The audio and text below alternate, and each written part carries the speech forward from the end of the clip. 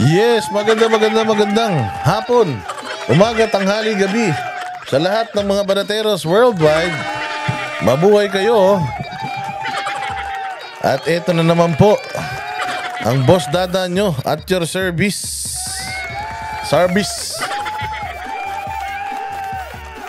Tayo na naman po ay narito para magkwentuhan, mang-urat, mang-burat at mang-asar sa lahat ng mga kumag, kupal, mga kawatan, magnanakaw, demonyo, santanas, sindikato sa ating bayang Pilipinas.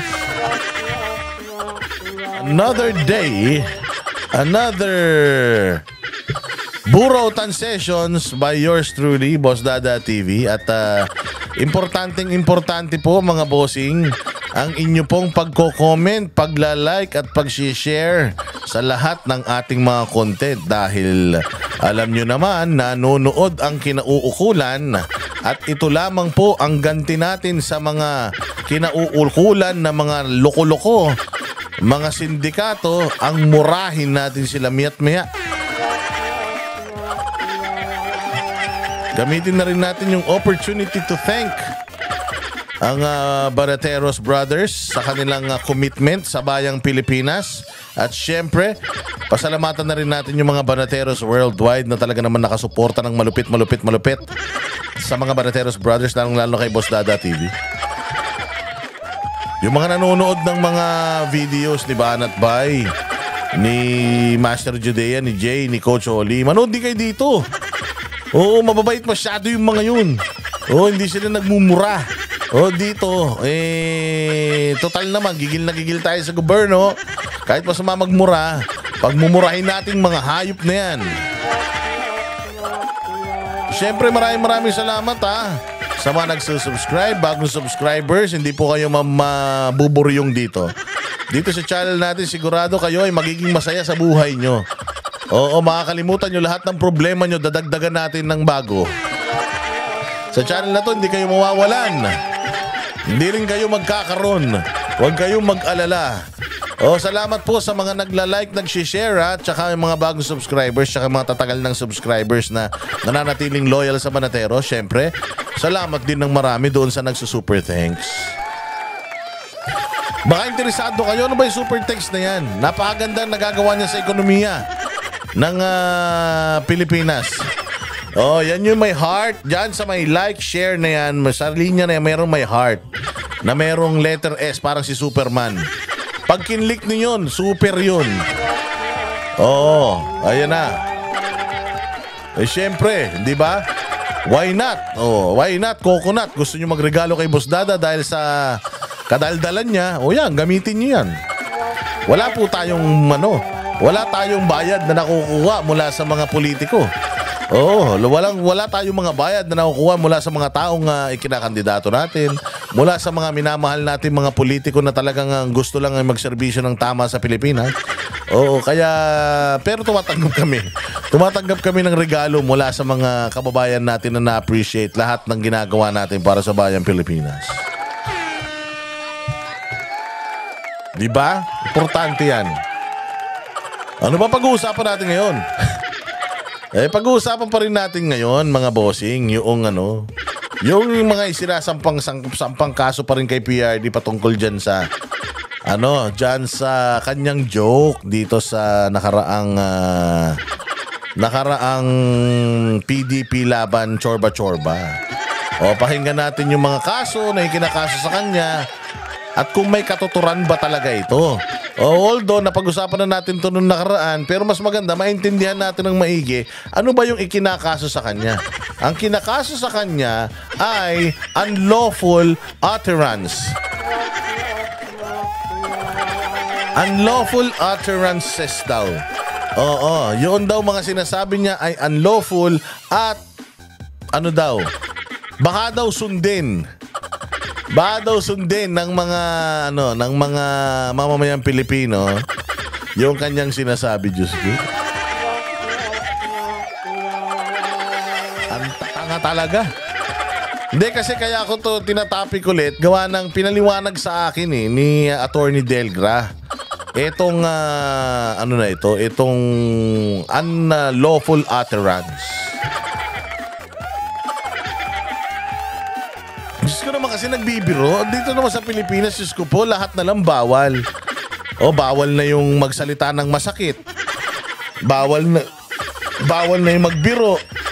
Susunod, pati pag-utot. In public, bawal na. Bawal na umutot sa public places. Kailangan pag uutot ka, i-plastic mo, tas iuwi mo sa bahay mo, ganun. Tanginan yan, lahat bawal. Magjojo ka na lang, bawal. Magsasalita ka na lang ganito sa social media, sisitahin mo yung mga congressman, bawal. Tanginan nyo, lahat bawal.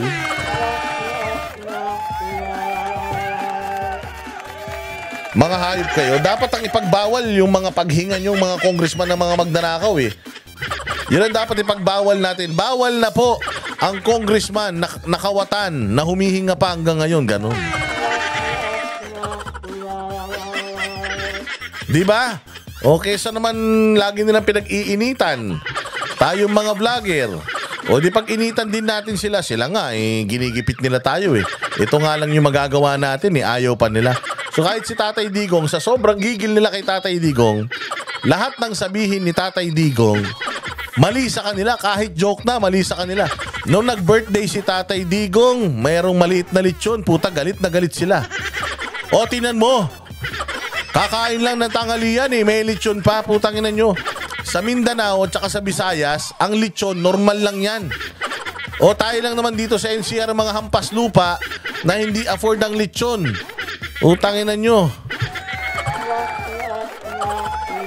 Gigil na gigil sila sa lechon ni Duterte. Nung nakaraan, si Inday Sara at saka si Duterte, kumakain sila, may lechon sa gitna. Maliit lang naman. Wala pa 10,000 yan. Gago sa probinsya, 5,000 lang yan. Yung lechon na ganito, yung mga kalahating dipa, magkano lang yan sa probinsya? Putang ina, mura ng baboy dun. Dito talaga sa Maynila, pag bumili ka sa Lidyas lechon, putang ina, sa ilang libo na yun. Pero sa probinsya, sila lang nagluluto niyan. Napakamura ng lechon sa probinsya. Sa Cebu nga, magkano lang kilo ng lechon? Ang kilo ng lechon sa Cebu, 400 lang. Dito sa Maynila, 1,000. Sarap-sarap pa ng lechon dyan sa Cebu. O gano'n, so simple lang. Pinapakita nila, nagagalit sila kay La Duterte kumakain ng may lechon. Putang ina nyo. Yung mga normal na tao nga pag kumakain, may birthday, may lechon, sila pa kaya? Hindi naman normal na mga tao yan. Afford naman nila bumili ng lechon. Hindi naman porket bumili na sila ng lechon, puta magnanakaw na sila. Bago nyo sitahin yung mga lechon ng mga Duterte pag kumakain sila, putang ina nyo, sitahin nyo yung mga congressman nyo. Ang liit-liit ng distrito nyo. Ilan libo lang kayo mga botante nila. Pero putang ina, tingnan nyo yung mga bahay nila sa mga lugar ninyo. Mga mansyon. Mansyon, ang lalaki ng mga bahay. Putang ina ng mga yan, hindi kumakain ng Jollibee yan. Oo, tingnan mo mga relos niyan, putang ina, mas mahal pa sa buhay nyo. Tingnan nyo, dami ng sasakyan nila. Iisang tao lang, putang ina, ang daming mga SUV, ang daming mga sports car. Putang yun ang sitahin nyo, yung lechon, nauubos siya, napapanis nga yan eh. Tsaka libo lang yan, hindi yan milyon. Kung kinanginin nyo, kahit araw-araw maglechon yung mga Duterte, okay lang, kaya nila yan, afford nila yan.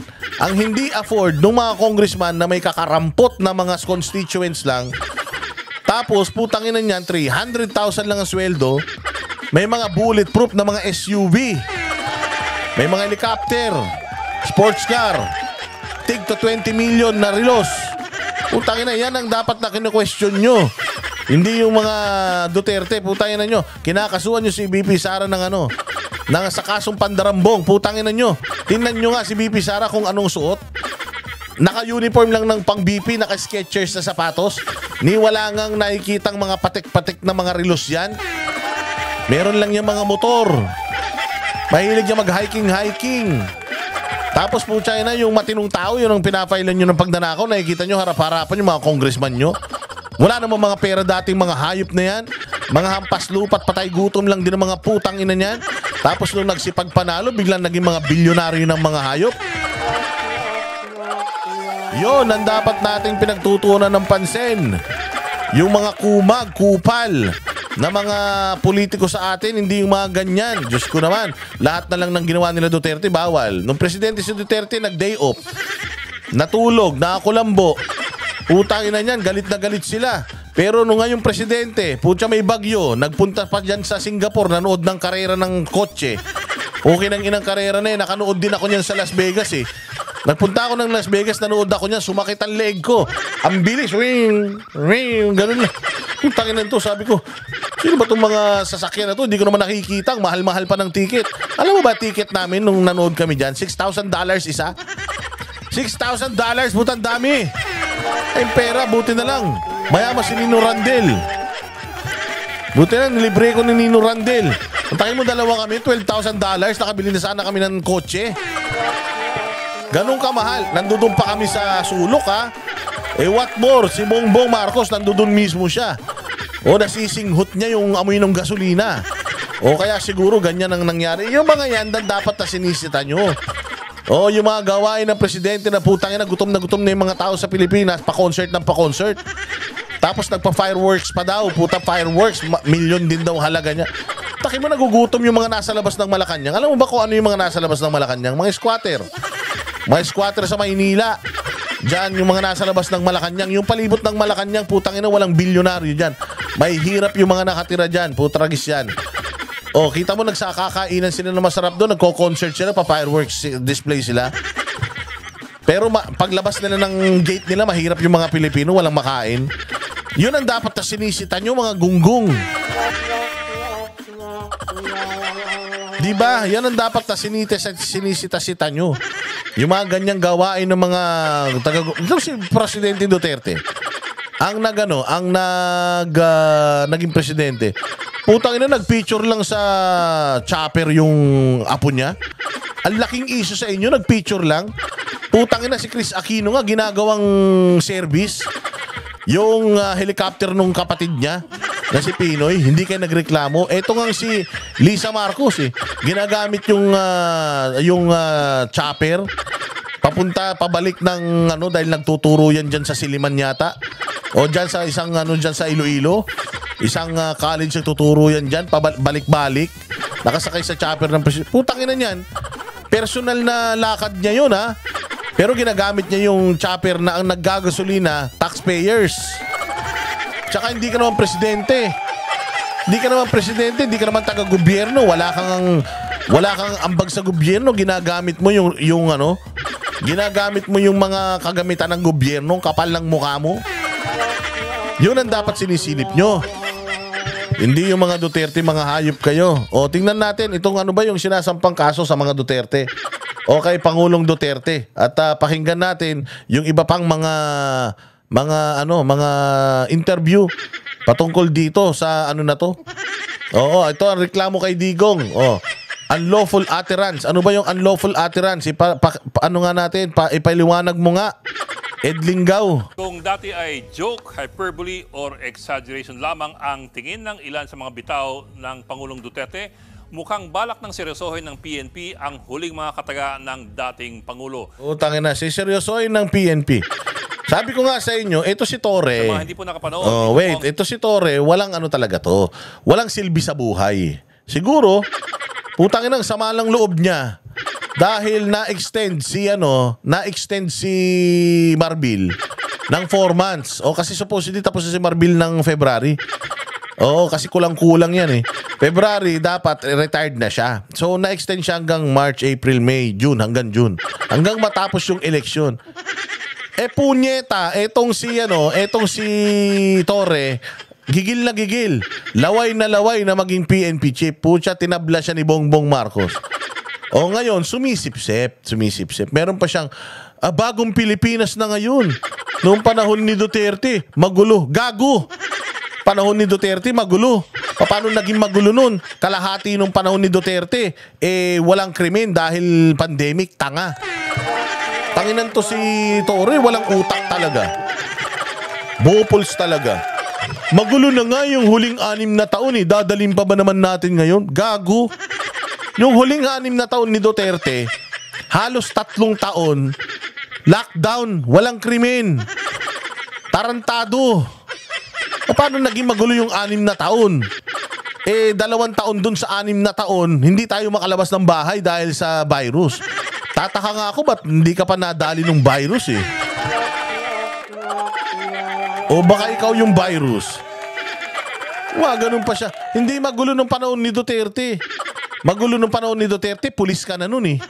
O di ibig sabihin nung panahon ni Duterte magulo, ikaw pulis ka nun, o di wala ka rin nagawa bilang isang alagad ng batas dati, tanga? Gunggong? Ba't ngayon ka lang ba naging pulis? Ngayong panahon ka lang naging pulis? O pulis ka na nung panahon ni Duterte ah? Wala kang karapatan magsabi magulo nung panahon ni Duterte. Alam mo kung bakit? Pulis ka na nun. Kung magulo nung panahon ni Duterte, ibig sabihin, kasama ka sa gulo na yun. Taing-tae si Torre na maging PNP chief. Paano ko? Awang-awa, visit na visit siya. Paano, in-extend tong isa. Akala niya siya na, mantakin mo lahat ginawa ni Torre ha. Binaboy niya yung simbahan ng KOJC. Naghukay sa basement ng eskwelahan ng JMC. 16 na araw na pinatira yung mga pulis dyan. Kala mo naman terorista yung hulihin nila. Mantakin mo, hulihin nila, pastor. 6,000 na pulis ang nilagay niya dyan. Kumbaga lahat ng illegal ginawa niya. Lahat ng inutos sa kanyang mali, ginawa niya. O siguro, sa panalangin na siya ay magiging PNP chief balang araw. Utang na, baka 5 araw ka na lang maging PNP chief. Kapag ikaw ang ginawang PNP. Ibig sabihin, Torre, walang tiwala sa'yo si Bongbong. Mantakin mo sa lahat ng ginawa mo at tinan mo nag-issue ka ng warrant of arrest sa Davao City na ang address sa Pasig. Tayo na, doon pa lang palpak na eh. Doon pa lang palpak na. Tsaka Torre, may 3 namatay. Actually, hindi mo kasalanan yung 2. Pero may namatay na isa doon sa ginawa mo dyan sa compound ng KOJC. May dugo ang kamay mo ng kahayupan at kademonyohan. Tapos ngayon magre-reklamo ka kay Duterte dahil nagjo-joke siya. Yung ginawa mo, hindi joke yun. Kuhang-kuha ng lahat ng lente, ng mga camera, ng mga vloggers at ng mga media, yung ginawa mong kahayupan dyan sa Kingdom of Jesus Christ ng 16 na araw. Lahat ng kabulastugan mo, lahat ng kabalbalan mo, ginawa mo dyan. Mantakin mo ikaw ay Iglesia ni Cristo ka pa naman. Tapos pumayag ka na babuyin gamit ikaw ang isang religious compound. Kung gawin kaya yan diyan sa inyong religious grounds na na central nyo diyan sa Quezon City ng INC. Sigurado ko magmamarakulyo mga members ng INC. Baka magkaroon sa dami. Nakita nyo yung dami nila dun sa may Luneta. Pag lahat yun naglabasan, tangina pag ginawa nyo sa INC yan at lahat yun naglabasan sabay-sabay, delikado talaga kayo. Pinagdamit. Yung mga hindi mga pulis, pinagdamit pulis, umamin pa. Sabi ko nga sa inyo, itong mamang ito, si Torre, sa impyerno talaga yan mapupunta. Yung ganyang itsura, walang puwang yan sa langit. Oo, yung mga yan, masaya lang sila sa buhay nila dito sa... Mantakin mo, ilang taon ka na? Konti na lang. Makikipagkita ka na kay Satanas, hindi mo pa inayos yung buhay mo. So ngayon, nirereklamo niya si Digong dahil doon sa dahil doon sa remarks na pagpatay. Samantalang ikaw nga, nakapatay ka eh. Noong nagpunta kayo dyan sa KOGC, may isang namatay dahil sa kayupan mo eh. Diba? Tapos ikaw pa may gana magreklamo ng rebellion at sedisyon. Ikaw pa may gana magreklamo talaga sa dami ng kahayupang ginawa mo sa loob lang ng 1 taon. Sa loob ng 1 taon, lahat ng kahayupan na pwedeng gawin ng isang tao sa buong buhay niya, ginawa mo lang sa loob ng 16 na araw. Ganun ka kasama, Torre. Tapos irereklamo mo si Digong dahil nag-joke siya. Kapal ng mukha mo kung ako ang piskalya dyan eh. Utangin na, hindi ko talaga papansinin yan eh. Dahil alam ko na nagpapasikat ka lang eh. Sige, diretso. Ano ba yung nireklamo niya kay Digong? Hindi, alamin natin kung ano yung nireklamo niya kay Digong. Bakit ko ba kasi Bakit ko ba kasi sinasabi yung kay na mali itong pagkakaintindi? ni Torre dito. O ayan ano sabi? Mawalang Ni, galang na si kay Congressman Adjong at sa iba pa na congressman natin, nag-i-instigate sila na mag-imbestiga ang NBI. Hindi naman sila yung tinatakot yung mga senador hindi naman kayo tinatakot Yung mga senador ang tinatakot tapos kayo yung nagdidemanda. Tapos sinasabi pa niya na hindi daw siya utusan ng Malacanang. Hindi ka talaga utusan ng Malacanang. Kung ako, mag-uutos pa ba ako sa'yo? May kusa ka naman. Alam naman nila, may topak ka. Pero naniniwala ba kayo? Di siya inutusan ng Malacanang? Ako, ito, opinion ko lang Hindi ko sinasabing totoo. Di nga. Mawalang galang na si kay Congressman Adjong at sa iba pa na congressman natin, nag-i-instigate sila na mag-imbestiga ang NBI. Hindi naman sila yung tinatakot yung mga senador Senador ka ba, Torre? Di ka naman senador, apektado ka. Di ka. Tayo na yan. Dito sa speech ni Duterte, ang dami-daming mga sinabi. Seryoso pa si Duterte na sinabi, bangag yung presidente bakit hindi mo kausapin si Bongbong para magpa-drug test? Bangag nga daw. Pinipick up mo yung joke, yung totoong sinabi, hindi mo pick upin. Alagad ka ng batas, sabi mo, it's your moral obligation. Moral obligation, sinasabi nga dito, adik si Bongbong. Di ba moral obligation mo din na i-oblige or at least man lang i-convince yung presidente natin na magpa-drug test? If moral obligation yung yung pagbabasihan mo dito sa pagkaso mo na to. Diretso. Sinabi ng dating Pangulo noong Martes. Marami kasi sila, ano dapat ang gawin natin? Patayin natin yung mga senador ngayon para mabakante. Ano reaksyon ng mga tao? Di ba nagtawa na yung mga tao? You don't need to be a rocket scientist para maintindihan mo that what PRRD uttered is a joke. Nung sinabi ba ni Duterte na patayin natin, nagsigaw ba yung mga tao? Yes, tara na. Tapos kumuha ng mga baril, lumabas. Di naman di ba? Nung sinabi niya yon, anong reaksyon ng mga tao? Nagtawanan. Nagtawanan, sabi pa nga niya, pasabugin natin. Tapos binawi niya pa nga yan Sabi niya pa, wag naman, kawawa naman sila. Hindi ba? So bakit kailangan natin problemahin tong wala naman dapat kaproblema? Ang sinasabi nila, private person na siya he is not, kumbaga, wala siyang immunity. He's not immune sa mga suit. Well, on the contrary, ito yung tamang paraan. Instead of magpa-interview ka na magpa-interview at batikusin mo ng batikusin, sampa na ng kaso. Ito naman ang maganda sa ginawa ni Torre. Na nagsampa siya ng kaso. Kasi yun naman talaga yung dapat gawin. Kung may problema ka, sampa ka na kaagad ng kaso. If you feel like he violated a law, then magsampa ka na kaagad ng kaso according doon sa na-violate niya. Which is, pinapalakpakan natin kay Torre. Tama naman yan, Torre. It's just that, ang personal opinion namin, kung merong tao na dapat nagfa-file ng mga kaso patungkol sa mga ganito, hindi ikaw yun. Bakit? Wala kang moral ascendancy. Wala kang morals para hindi kami maniniwala na ang pinaghuhugutan mo dito ay ang iyong moral compass. Yung moral compass mo, wasak sira nakita namin yung reputasyon mo. Nakita namin kung gaano kadumi ang kamay mo. Kaya wag kang magmalinis. Yun lang naman. Pero yung ginawa mong pagsasampa ng kaso, tama yan. Pero yung isinampa mong kaso, ito, dinidiscuss natin. Tingnan natin kung tama o mali.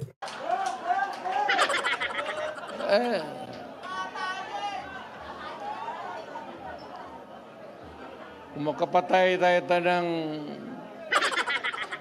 mga 15 na senador, pasok na tayo lahat.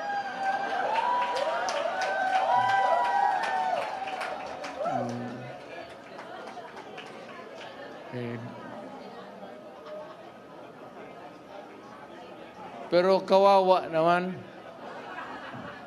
Pero nakakainis kasi yung, hindi naman lahat. pero sabi nga, talking of opportunities, the only way to do it is to pasabugin na lang natin yung ano. Di ba? Wah! Tatawa na yung mga tao. Kaya ang killjoy nyo naman. Masyado naman kayo, wala kayong kabuhay-buhay. Pati joke, siniseryoso nyo, Diyos ko po. Yan po ay nung campaign kick-off ng mga senatorial candidates ng PDP sa Club Pilipino noong Martes. Pero agad bumuelta ang PNP, particular si PNP CIDG Chief Nicolas Torre. Kung inyo Good job ka dyan, CIDG. Good job ka for doing this. Pero sana lang, ito lang ang gusto ko sana. Sana hindi lang kay PRRD ikaw ganyan. Sana sa lahat. Sana sa lahat ng krimen sa Pilipinas na nakikita mong mali, sana tumayo ka at magsampa ng kaso. Katulad yan, si Duterte, sinabihan niya ng bangag si Marcos. O magsampa ka ng kaso kay Duterte. Na libelous, sabihin mo, libel. Yung sinabi ni Duterte na bangag si Marcos. Hindi mo maisasampa yun. Bakit? Kasi kailangan yung patunayan na yung sinabi ni Pangulong Duterte ay hindi totoo. By what? By how? Magdadrug test si Marcos pagka ganun, which is ayaw ni Bongbong yun. Ayaw niya yun. Kasi nga, pagka nagpa-drug test siya, mahuhuli siya. Ngayon, bakit hindi mo masampahan ng kaso si Duterte doon sa mga seryoso siyang sinabi niya? Sinabi niya si Bongbong bangag. Hindi naman niya sinabing si Bongbong talaga. Pero sinasabi niya, may presidente talagang bangag. Sino pa bang presidente ngayon? Magsampa ka din ng kaso doon, bilis. Sampahan mo si Duterte ng kasong libel, grave libel. Extreme libel. Doon sa sinabi niyang bangag si Bongbong Marcos. Bakit hindi mo ginawa? Kasi alam mo rin totoo yan. Alam mo rin na mukhang bangag talaga yung presidente. Bakit? Ayaw magpa-drug test eh. Hindi ba? Kasi alam mo, pag sinampahan mo ng kaso, si Duterte tungkol dyan, kailangan patunayan noong nilalibel na Duterte na hindi talaga totoong addict siya. Magpapadrug test siya ngayon. Magagalit si Bongbong pagka idinimanda mo si Duterte ng libel. Dahil addict si Bongbong, di ba? Kasi nga, wala silang planong patunayan na hindi sila addict. Kasi nga addict! Sabog! Mabibilib ako sa iyo, Torre, kung sampahan mo si Pangulong Duterte ng libel dun sa sinabi niya kay Bongbong Marcos. Doon ako mabibilib sa iyo. Pero anuin mo siya, sasampa mo siya ng kaso sa isang joke. Utang ina niyan, tanga na lang ang makikinig sa iyo. natatandaan, si Torre ang ground commander ng PNP nung hinahalughog ang KOJC compound ni Apollo Kibuloy nung nakaraang taon. Diba? So hinighlight na siya ang ground commander nung hinahalughog yung KOJC compound noong hinahanap si Pastor Apollo Kibuloy. So ang sinasabi doon nito ni Ed Lingaw, ito ang ground commander, ito ang may kasalanan kung ano man ang nangyaring kabulastugan, human rights violations at kung ano pa mang mga violations ang nangyari diyan. Ito lahat ang may kasalanan.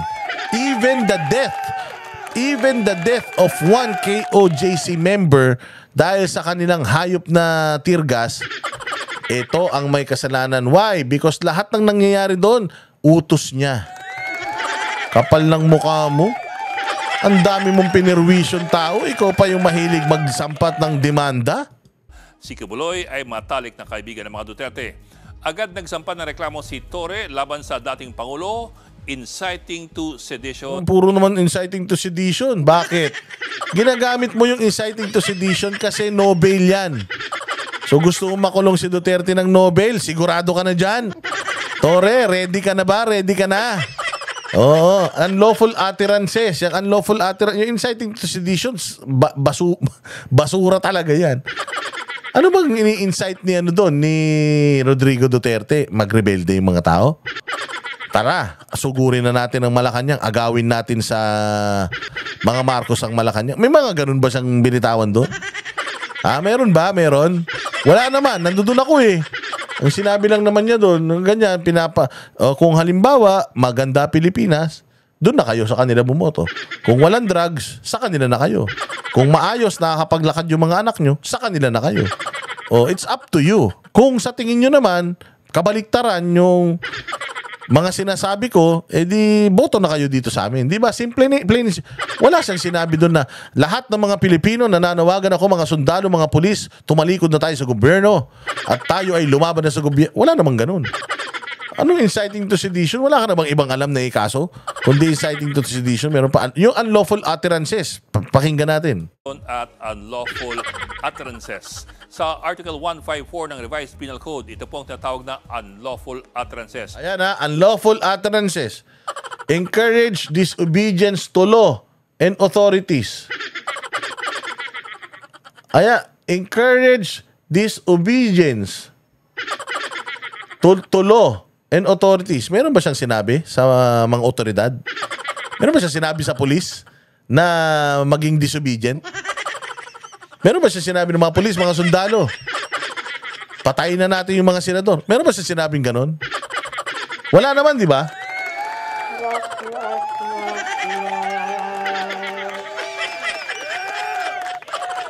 Publishing false news that may endanger public or damage state. Ano ba binalita ni Duterte doon? Na nag-i-endanger sa kapakanan ng mga ng publiko. Ang inang buhay ito. Alam mo, masakit to Masakit to Pero alam mo, sabi ni Pangulong Duterte, gusto talaga itong mga taga-PNPA na to. Itong mga taga-PNPA na to talaga. Malayo sa mga PMA-er. Praise, justify, extol, and act punishable by law.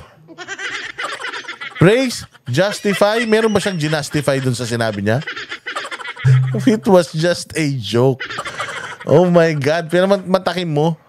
Pinaghihirapan pa ni Ed Linggaw tong isa-isahin. Yung isang joke. Ano pa ba, Ed Linggaw?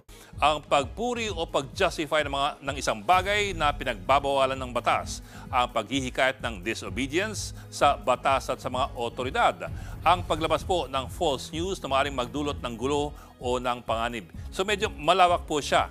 At ang parusa sa kanya, ito lamang, 6 na buwang Gago po siya. 4 to 6 months in prison, 1,000 fine. Bigyan na kita ngayon ng 1,000, Tori, tumigil ka lang. Sabihin mo kung saan, Gcash kita ng 1,000 para tumahimik ka. Bumili ka ng Jollibee, manood ka na lang ng TV. Walang iya ka. Wala na ba ibang trabaho si IDG? Wala na ba kayong ibang mga hinahanap-hanap ng mga kriminal? Bakit itong mga ganito pinag-aaksayan nyo ng panahon? Sayang yung pasweldo ng taong bayan sa inyo. Hindi nyo naman trabaho to kakulong at hanggang 1,000 pisong multa. Pero ito po ang mas mabigat, ang lalong mas malawak na inciting to sedition. Isa po sa mga paboritong kaso o ikaso ng gobyerno laban sa kanyang mga kritiko. Sa Article 142 ng Revised Penal Code, ito po ang pag-uudyok sa mga tao na gumawa ng sedisyon. Inflict act of hate, revenge on public officer, private persons. Ayan. Yun daw yung inciting to sedition. Rising tumultuously by force or intimidation to prevent government exercising function. Tangina, kahit isa dito walang ginawa si Duterte. Revenge on public officer.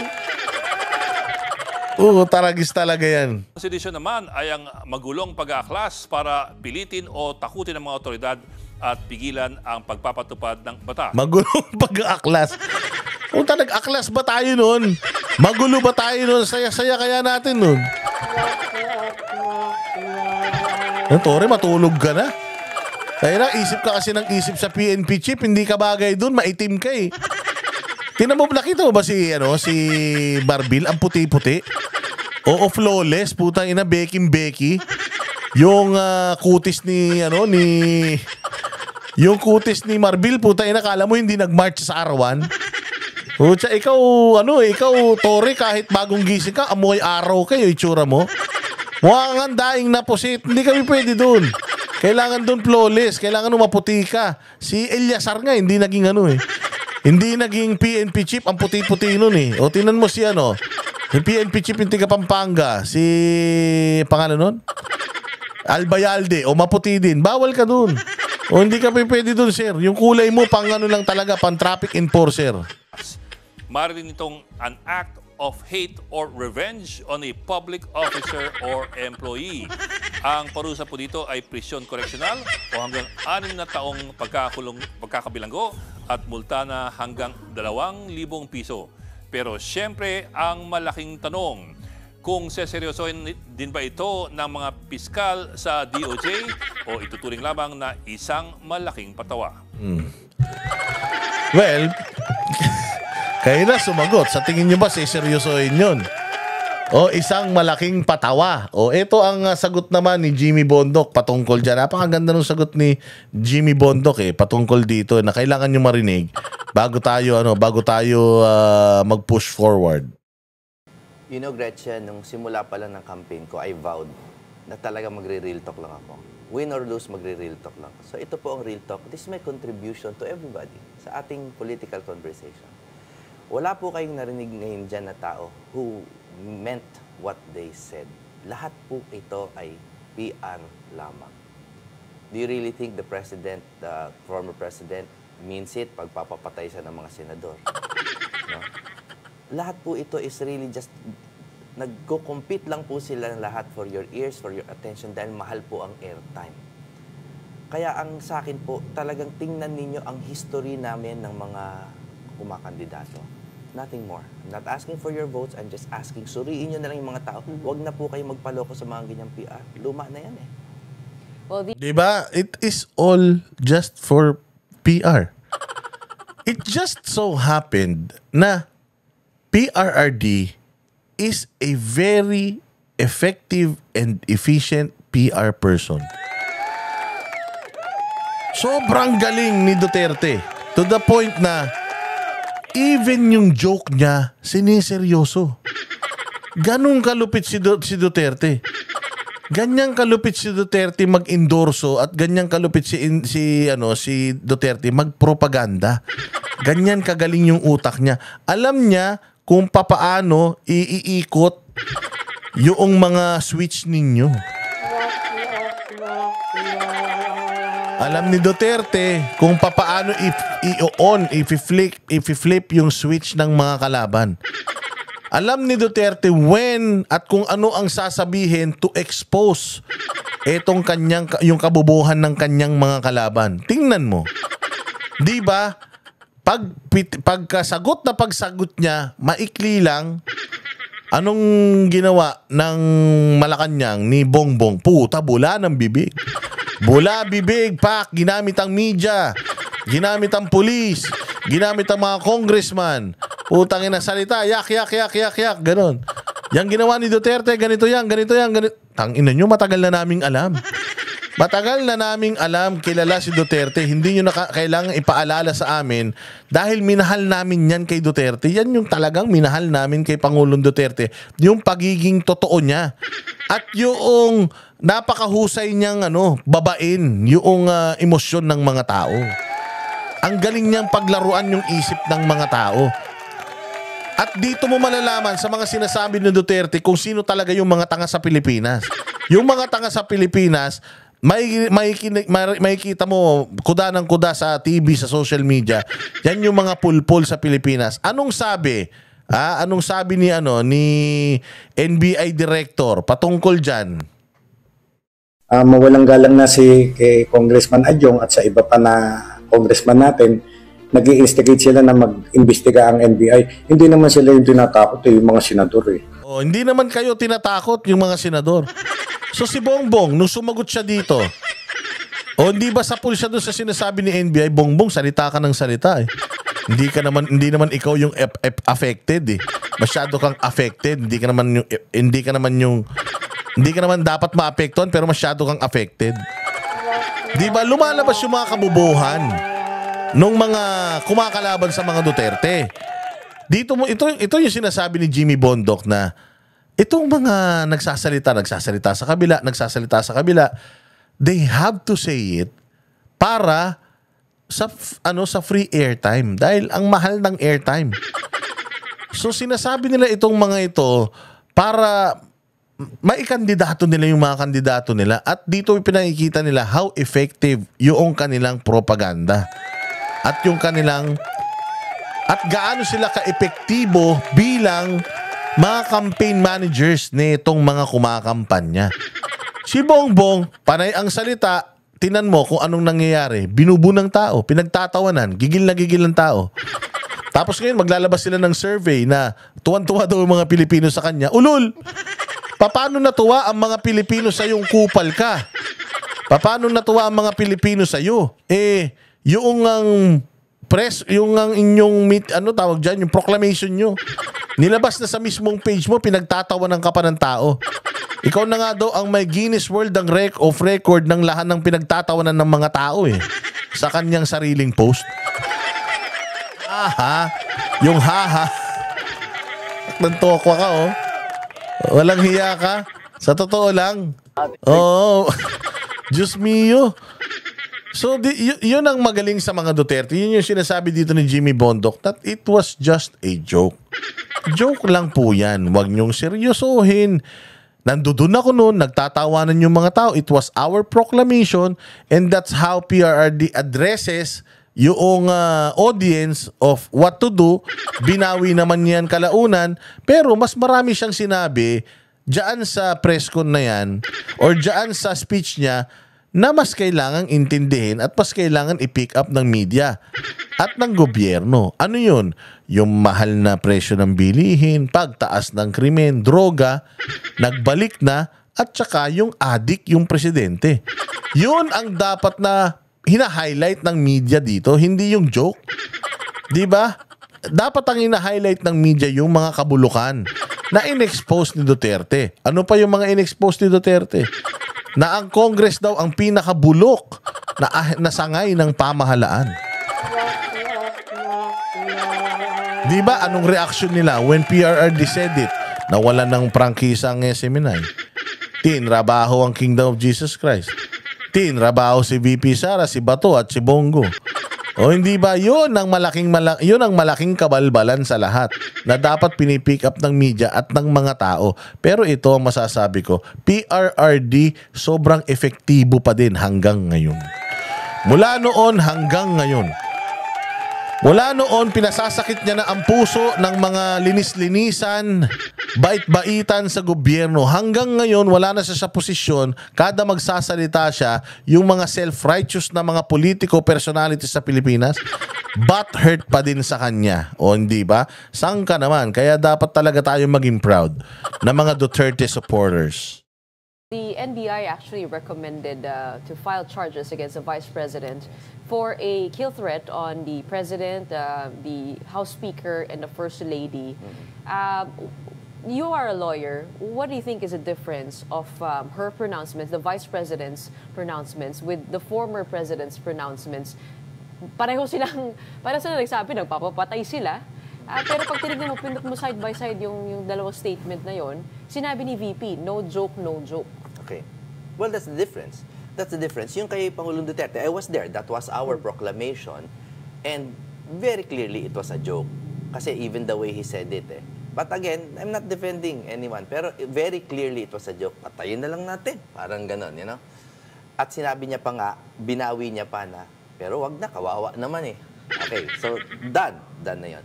Yung kay VP Sara, seems less like a joke, no? Hindi siya joke. But I do go with the argument that it is a conditional threat. Parang sinasabi niya na pag namatay ako, patayin niyo to. Abogado yan, ha? It's a conditional threat. So, it's not a direct threat.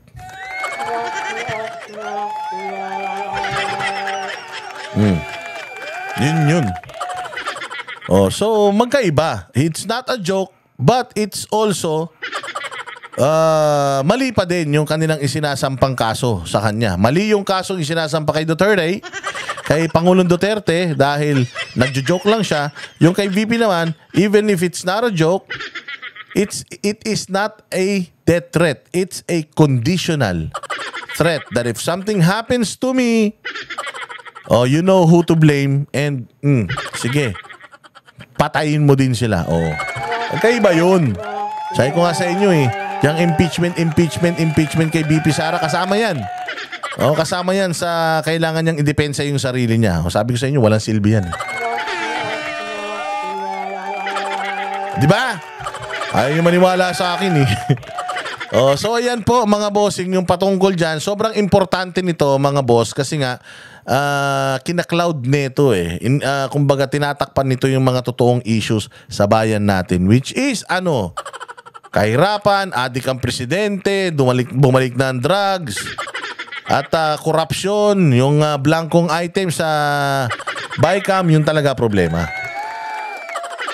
Di natin makakalimutan yan. Pinupuntahan lang natin itong mga ibang issues para at least ma-debunk na natin sila as early as now, and then balik na tayo dun sa usapin. Putangin na nyo. Sumagot na ba kayo sa Supreme Court doon sa dyan sa budget ninyong kabulastugan, yung GAA 2025? Again kaya ayaw nila yung GAA ma-terminate yung 2025 kasi ayaw nila dun sa 2024. Yung 2024, walang akap, walang AX doon. Wala silang makukulimbat doon. Mga gunggong. O kayong mga congressman, kayong mga magnanakaw. Mauubos din ng mga lahi yung mga hinayupa kayo. Sa darating na eleksyon, mga bossing, sa darating na eleksyon, wala tayong ibang iboboto, kundi ito lang.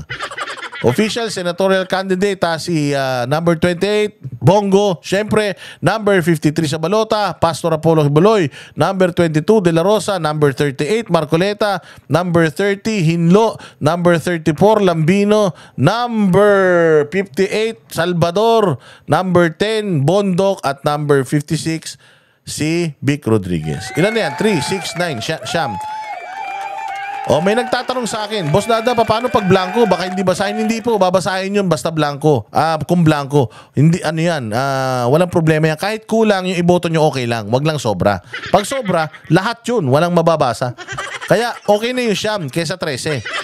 Pero ako gagawin ko 10 yan. Kukumpletuhin ko pa din yan. Ako gagawin ko 10, iboboto ko pang 10 si Ben Tulfo. Naniniwala ko si Ben Tulfo, hindi yan katulad ng mga kapatid niyang mga hayop. Ako sa akin lang ako ilalagay ko yung Tulfo. Yung Ben wag yung Erwin, putangin na nun, wala yun, kawatan yun. At yung iba pang mga Tulfo, kawatan yun. Ilagay ako sa akin lang kasi natuwa ako dun sa kanyang natuwa ako mga bossing doon sa kanyang statement patungkol dun sa yung political dynasty. Natuwa ako dun mga bossing. Kasi hinarap niya, sabi niya ako din, ayaw ko din ng political dynasty. Pero ang gawin natin, bigyan nyo ko ng chance na umupo, putya pagtitibayin ko yan. Sa panahon, sa konstitusyon, binabawal talaga. Kaya lang, malabnaw. Kaya kailangan pagtibayin natin. Mas maganda talaga yung walang political dynasty sa Pilipinas at isusulong ko yan. Natuwa ako dun. Hindi niya dinefend yung sarili niya. Kasi, tinan mo ang sagot Tinan mo ang sagot ni Raffy Tulfo doon. Ang sagot ni Raffy Tulfo, wala kaming magagawa kung gusto kaming iboto ng tao. Yun ang sagot ni Raffy Tulfo doon. Wala kaming ginagawa kung feeling ng tao mas makakatulong kami kaysa doon sa iba. Mayabang. Tinan mo ang sagot ni Ben Tulfo. Ako din, I am against political dynasty. That's why, if you're gonna give me a chance, I will make it stronger. Pagtitibayin natin yan. Kung mabibigyan ako ng pagkakataon. Kasi tama naman ang lahat ay may karapatang tumakbo sa posisyon. Nakalagay lang naman very simple yung yung rules ng COMELEC Kailangan marunong ka magbasa, magsulat at ikaw ay Pilipino. Yun sa hindi sila Pilipino, ibang issue yun. Kailangan nilang i-address yun ng malupit at kailangan may pagtanggol nila yung sarili nila doon. Pero doon sa political dynasty, maganda yung isinagot ni Ben Tulfo doon. Kaya tuwan-tuwa ako doon. Kaya ako sabi ko, nawin ko yun. Tinignan ko kasi yung sagot nilang lahat Ibang-iba yung sagot ni Ben Tulfo sa kanila. Ang sagot ng iba, puros defensive Napaka-defensive ng sagot ng iba. Pero yung kay Ben Tulfo, yung sagot niya, yes, I am with you pagdating dyan. Ayoko din ng political dynasty. Kasi si Ben Tulfo exposed yan sa babae. Alam niya kung anong nangyaring pang-aabuso. Yung anak ni ganito, anak ni mayor, na si konsihal ganyan, anak ni congressman kasi na si konsihal ganito.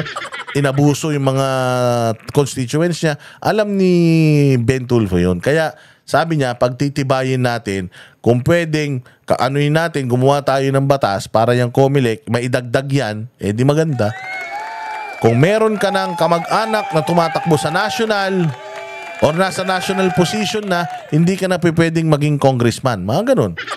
O kung magagawa ni Ben yun, maganda, makakatulong sa atin. Mawawala talaga yung mga political dynasty, mga hayop na yan. Magpalit sila ng pangalan nila. Di ba? O yun na yung akin lang. Oo. Ngayon, kung kayo, may mga kandidato rin kayo, okay lang din naman. Basta itong PDP laban na to na siyam, kailangan nyong iboto lahat ito. Okay? Basta wag kayong bumoto sa Makabayan Black at saka dyan sa bagong alyansa ng mga pulboronic. Wag kayong boboto dyan. Dito lang tayo, solid na. Dagdagan nyo na lang ng matitino. Meron pa si Doc Mata. Di ba? Marami pang mga kandidato dyan na matitino. Pero wag na nating ibigay dun sa kabila. Okay? Mabuhay kayo. God bless us all and God bless the Philippines. You're all amazing. Kita-kits tayo sa susunod na vlog. Kami ang boses ng masa, hindi natatakot. Katotohanan lang, di kami nalulunod. Walang bahid ng sismis, lahat ay totoo. Kahit sino ka pa, pag mali ka babanatan ka. Walang pinipili kulay, wala kaming kinikilingan. Basta para sa bayan, kami lalaban.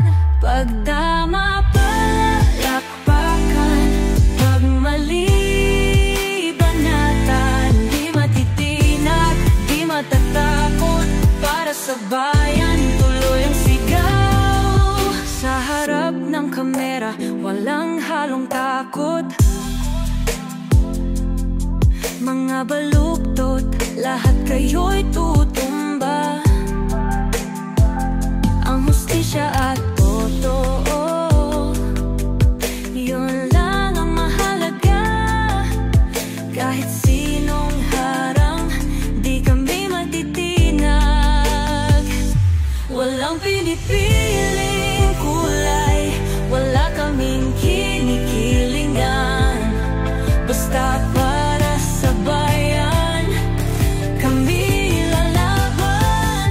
Pag tama palakpakan, pag mali banatan. Di matitinag, di matatakot, para sa bayan tuloy ang sigaw. Kung nasa tama ka, ikaw ay aming kasama. Pero pag mali ka, handa ka na bang mabasag? Banateros kami, walang inuunan. Dahil bayan muna, bago ang sarili.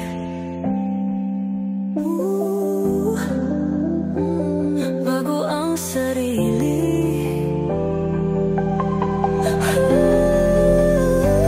Pag tama palakpakan, pag mali banatan. Banateros ang sigaw, katotohanan ang laban.